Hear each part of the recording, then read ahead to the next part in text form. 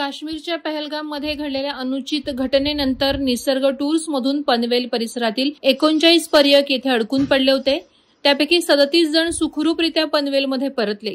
रात्री उशिरा त्यांचे पनवेलमध्ये आगमन झाल्यानंतर भाजप प्रदेश कार्यकारिणी सदस्य बाळासाहेब पाटील आणि इतरांनी पुष्पगुच्छ देऊन त्यांचं स्वागत केलं।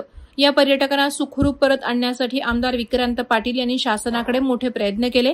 मुख्यमंत्री देवेंद्र फडणवीस, नागरी विमान वाहतूक राज्यमंत्री मुरलीधर मोहोळ यांच्याकडे पाठपुरावा करून पर्यटक काश्मीर येथून मुंबई आंतरराष्ट्रीय विमानतळ येथे आले। त्यानंतर मुंबई विमानतळावरून विशेष बसने त्यांना पनवेल येथे आणण्यात आलं। गार्डन हॉटेल येथे त्यांचं स्वागत पुष्पगुच्छ देऊन करण्यात आलं। यावेळी परतलेल्या प्रवाशांनी आपला थरारक अनुभव कथन केला। देवाच्या कृपेने आम्ही बचावलो आणि परत आलो। दुर्दैवाने आमच्यात उत्साही असणारे दिलीप देसले यांचे या घटनेत दुःखद निधन झाले। ही मनाला चटका लावणारी घटना होती, परंतु शासनानं या घटनेनंतर आमच्या सातत्यानं संपर्क ठेवला। त्यामुळेच आज आम्ही सुखरूपपणे पनवेलला परतल्याचा आनंद होत आहे। अनेकांना आपल्या कुटुंबियांना भेटल्याने अश्रू अनावर झाले।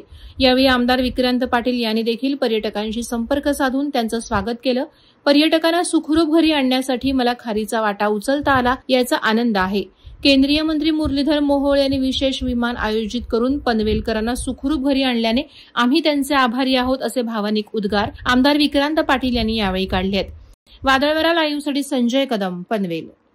नवी मुंबई व रायगड जिल्ह्यातील ताज्या बातम्या आणि घडामोडींसाठी सबस्क्राईब करा वादळवारा लाईव्ह चॅनल आणि दाबा बेल आयकॉन।